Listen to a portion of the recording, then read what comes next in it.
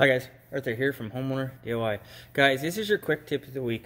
When it comes to roof flashings, there are a couple ways that you can cut your flashing. So I have tin snips and I have a knife. This is a piece of aluminum flashing. Now it's very thin.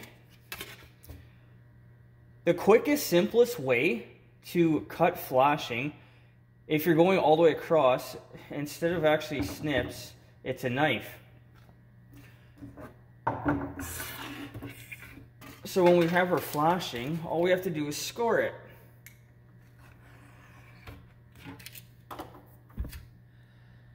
Just like that. Alright, now that it's scored, all you have to do is snap it and you're done. So with a knife, this is going to work when you're cutting all the way through. If you want to cut only partial way through and then use this to fold your flashing, this is when tin snips will come in.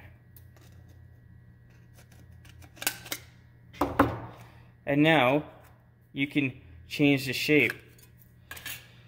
So the quickest, simplest way to cut flashing, if you're going to go all the way through, is to use a knife, score and then snap it off. If you're going to cut only halfway because you need to make like a right angle for an inside corner, use snips. Snips will work as well if you're going all the way through, but it's going to be slower and you're going to get a jagged cut the longer the cut is, because you only have this much of an area per cut. Guys, whether it is galvanized flashing or aluminum flashing, this method will work for both. Guys, that is your quick tip of the week.